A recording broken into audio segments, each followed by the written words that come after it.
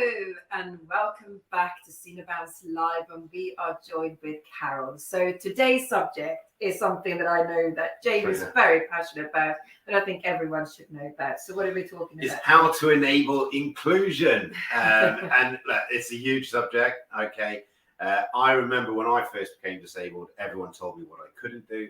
I also know that when I first became disabled, everyone told me how they wanted to fix me. But what no one did was tell me how to live, which is obviously the most important thing, especially when you go through a life-changing experience, like for me, a disability.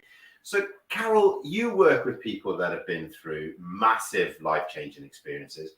A lot of it is digressive, I think, is that the right term to use? Where people degrade slowly or degenerate slowly. Where me, I woke up paralyzed. So, but I'm right by what I'm saying is people change your opinion of you because you're going through your life, yet they don't actually just blend with you and show you how to live. And this must be huge in the dementia world, which is obviously where you work predominantly, isn't it? Yeah, and I think, one of the challenges for a lot of people with dementia, as with other disabilities, is sometimes they're not able to communicate effectively. And that's where all too often people jump in and make those assumptions and make those interpretations. And to me, one of the interesting exercises I did when I became a dementia ambassador for Dementia Friends was the exercise they did, and it was the funniest one was with a group of students on how to make a cup of tea. And really, it's not about how you make a cup of tea. It's about finding out how the person wants to make a cup of tea.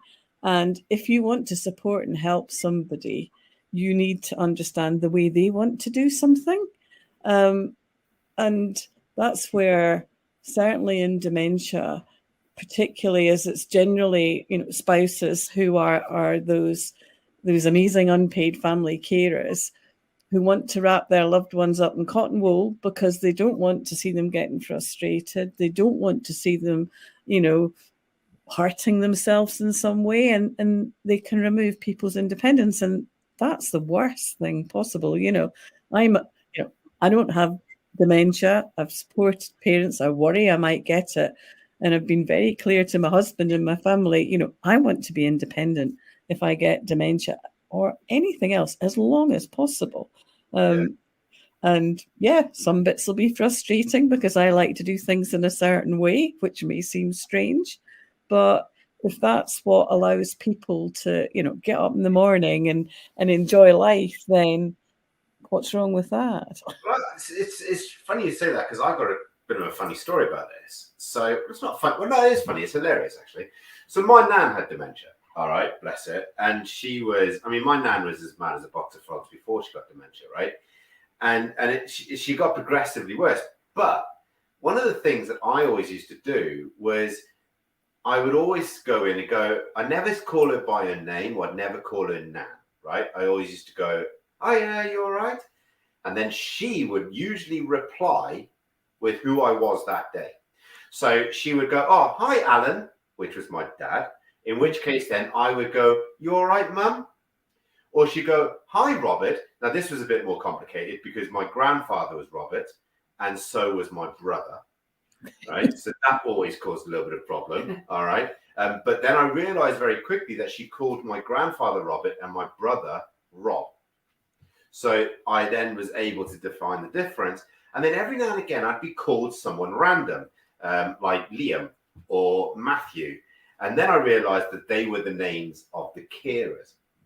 So I would then just respond to whatever she would call me. And people always said, like, that was a really strange thing to do. But the problem was, it was like, my nan was like, every time I see my nan, it was like 51st dates. Because every time I seen her, something else would have changed or been changed or affected in her life. So if I had then gone in and go, well, actually, Nan, I'm your grandson, Jamie, she would have got confused. And then if I then said, Robert, your husband is dead, she would have then got not only confused, but then upset. And why make someone relive that grief over and over again? So I just became, I was my grandfather, I was my dad, I was my brother, I was me, I was a carer. I think the only person I didn't play was my mother. But it really helped. And when people talk to me about it, that's the subject of the story that I always share, because it really helped my nan. You often see this, don't you? So that must be really, so that's where the knowledge comes in again, because you see people answering for people that has dementia, so they can't speak, and they, like you said, they lose their independency very quickly. So how can we support that really sort of easily? Well, I think it's looking at non-verbal, responses and reactions, and giving people the time and space to show their reactions to different things. And I think that's something, today's society always moves at such a massive pace that we don't actually take the time to do those things. And I think that's the most important thing. And it's things like, the 5-second rule to give people with ADHD, the chance to answer a question, to give that time and space, because we're all in such a rush and we don't like silences. And we don't stop to look at people's facial expressions a lot of the time. I lived in America, and here's a sweeping statement, and not all Americans are like it at all, but I thought Americans were really, really friendly. And on the surface, everyone says, how are you doing? And my husband and I, we used to play a game after time because nobody listened to your answer. So we used to say dreadful. And the people who would take the time and say, oh, what's up? Then those were the people we would get to know, because it was a genuine, how are you? As opposed to, I'm just being polite. That's what I've been taught to do. And actually I'm going somewhere else and I don't care what you say. So, it's changing culture and respecting the individual, really. Yeah, I think that's very, very true. And I to be honest, I think we're a long way off from that. But we're not going to change society. And I think that's something that we have to remember, because otherwise you just get clogged up with it. But I believe that if you can change one person's perspective every day, then you're making positive progression. And it is that. It's about, and I get it now where people talk to Charlotte over me when I'm in my wheelchair. And I'm like, you wouldn't be talking like that if I was stood up. So it is. We were sat at the wedding one day, which was a funny example as well. But the person took it very well, who was blind. And his dessert came, didn't it? And he said, would he like it cut up? And it's like, it's blind, it's not deaf. Or stupid. So it's all of those little things, I think. But I think the reason people react that way is because they just get a little bit uneasy. So therefore they don't know what to do, which is why these shows are so important and these subjects are so important. So I've got a final question, because obviously we do have to end the show, and we're trying to keep them down to time. But I think if someone, let's talk about that subject of helping someone to live inclusively, helping someone to live a fulfilled life. But what would be the takeaway? What would be that takeaway message from this show, Carol? I think for me, it's giving people time and space, and getting to know the person.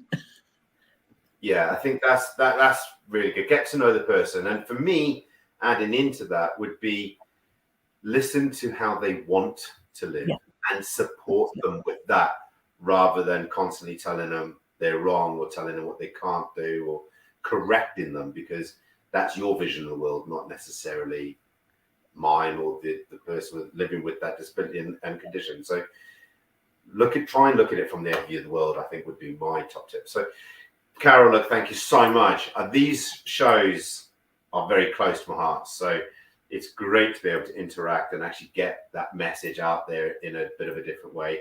To you guys, don't go away. We will be back with another fantastic show with the amazing Carol Sargent. Till then, see you soon. Take care. Goodbye. Take care. Bye-bye. Bye.